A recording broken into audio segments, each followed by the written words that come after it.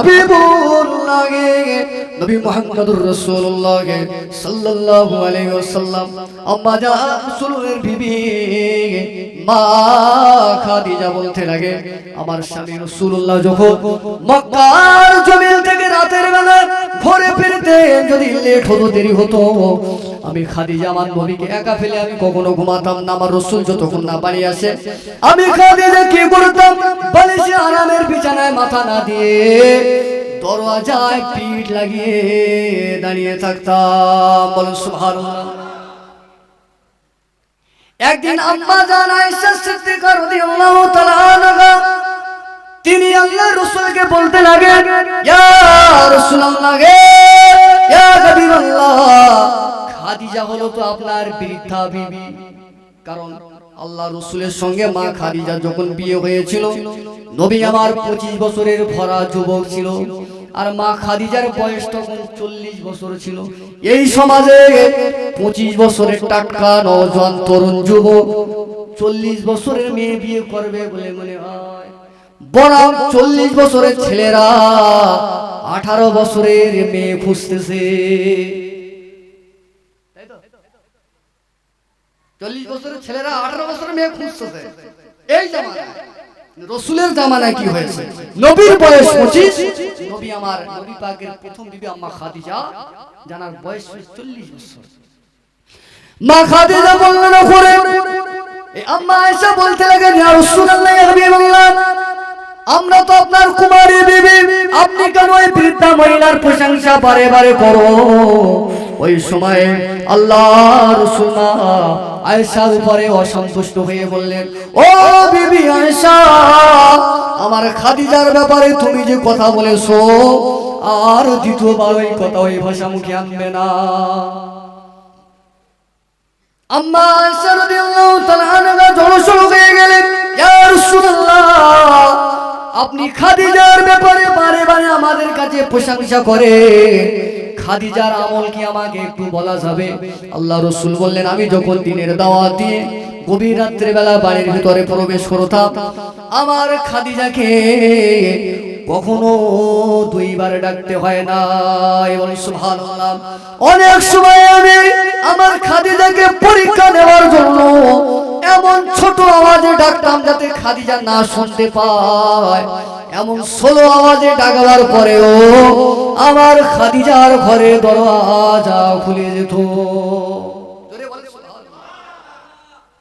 আমাদের এই ওঠ, হ্যাঁ এই ওঠ, ওই ওঠ,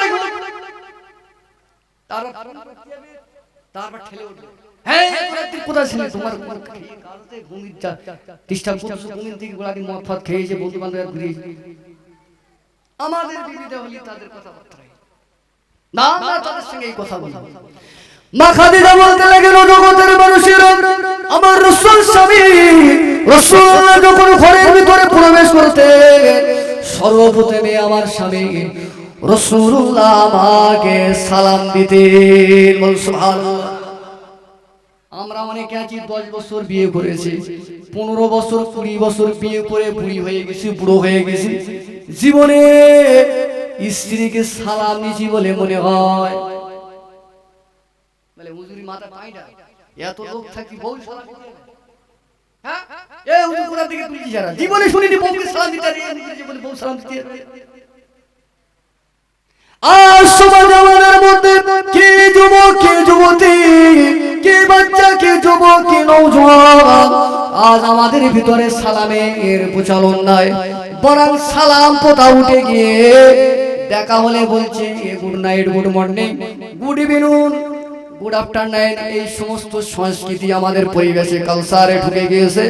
নবী বললেন, একজন মুসলমান অপর মুসলমানের সঙ্গে দেখা হলে সর্বপ্রথমে সালাম বিনিময় করা, এই সালাম দেওয়া, এটা আমি নবী আমার থেকে সুন্নাত। আর যে ব্যক্তি আমার একটা সুন্নাত জিন্দা করবে, আমি রাসূলুল্লাহ জানিয়ে দিয়ে দিলাম, কিয়ামতের ময়দানের কঠিন দিনে একই জান্নাতে আমি আর আমার ওই সুন্নাত আদায়কারী উম্মত এক জায়গায় থাকবো। আমরা ভাবি কি আমি বলবো আগে আমার সালাম দেবে, আবার কিছু দুয়ে নামাজ পড়ে সারা জীবন নামাজ পড়ে, হঠাৎ করে মিলাদ করে পরিবর্তন নামাজ পড়ে একেবারে নামাজি হয়ে সে এমন ভাব ভঙ্গিমায় চলতেছে ইমাম সাহেব আগে আমার সালাম দেবে, চলতেছে না চলে না, এটা হলো অহংকার। নবী বললেন যে আগে সালাম দেবে আর যিনি উত্তর দেবেন এই উত্তর দেনেওয়ালার থেকে যিনি আগে বেড়ে সালাম দেবেন তার 10টা নেকি আল্লাহ বেশি দেবেন, বলেন সুবহানাল্লাহ। একটা নেকির ওয়েট কত? একটা নেকির ওয়েট জানেন? একটা নেকি মানে একটা ভালো কাজের ওয়েট কতটা জানেন? আল্লাহর নবী বললেন একটা নেকির ওয়েট হলো একটা আরবের উট পাহাড় পাল্লায় ওজন করলে ওই পাহাড়টার ওজন যতটুকু আছে কিয়ামতের ময়দানে মাশরের কঠিন দিনে আমার আল্লাহ পাক একটা একটা নেকির ওজন ওই উট পাহাড়ের ন্যায় দেবে, বলেন সুবহানাল্লাহ।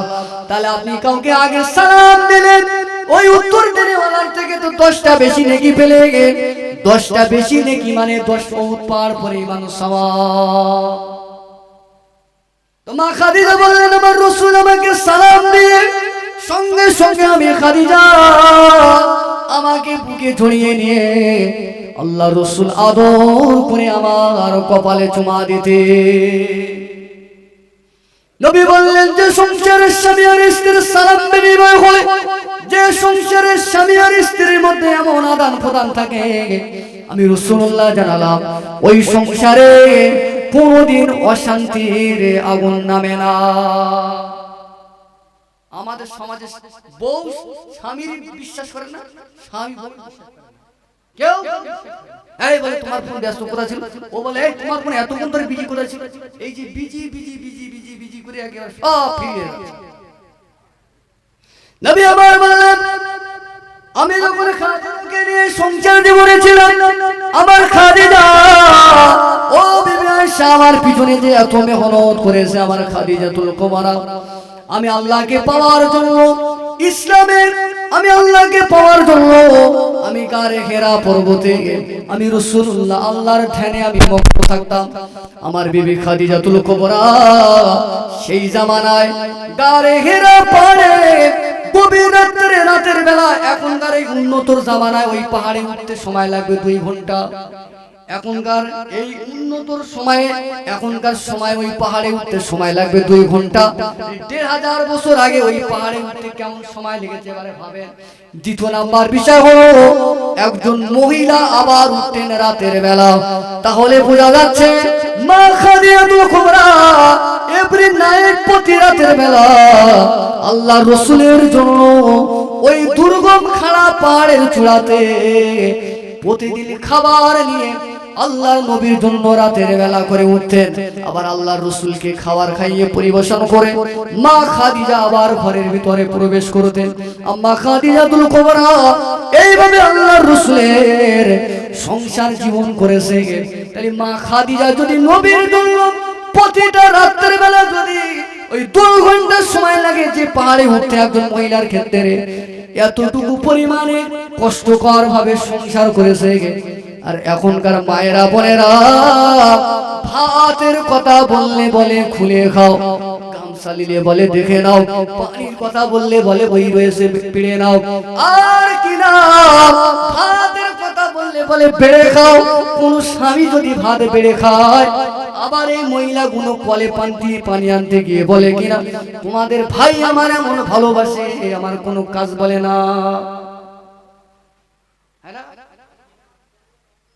আমার এমন ভালোবাসে না, তোমার কাজ বলবে কি তুমি জাস্ট অন্তরালি, তুমি তো ভাত চেয়েছো তুমি বলছো খুলে খাও, তোমার কাছে তেল চেয়েছো তুমি বলছো দেখে নাও, তোমার কাছে তুমি বলছো চালের মাথায় রয়েছে পেড়ে নাও, পেড়ে নাও। তোমারে বাবা তোমার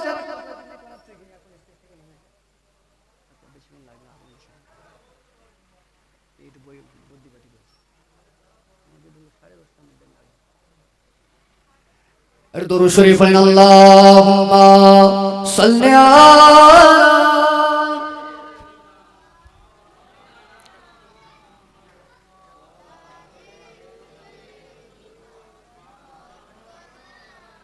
আল্লাহুম্মা সাল্লি আলা সাইয়্যিদিনা ওয়া আলা আলি সাইয়্যিদিনা এর জিকির করেন আল্লাহু আল্লাহ আল্লাহু আল্লাহ আল্লাহু আল্লাহ আল্লাহু আল্লাহ আল্লাহু আল্লাহ আল্লাহু আল্লাহ আল্লাহু আল্লাহ আল্লাহু আল্লাহ আল্লাহু আল্লাহ আল্লাহু আল্লাহ আল্লাহু আল্লাহ আল্লাহু আল্লাহ আল্লাহু আল্লাহ জোরে জোরে আল্লাহু আল্লাহ আল্লাহু আল্লাহ আল্লাহু আল্লাহ আল্লাহু আল্লাহ আল্লাহু আল্লাহ আল্লাহু আল্লাহ আল্লাহু আল্লাহ আল্লাহু আল্লাহ লা ইলাহা ইল্লাল্লাহ মুহাম্মাদুর রাসূলুল্লাহ আল্লাহুম্মা সাল্লি আলা সাইয়্যিদিনা ওয়া আলা আলি সাইয়্যিদিনা সাল্লাল্লাহু আলাইহি ওয়াসাল্লাম।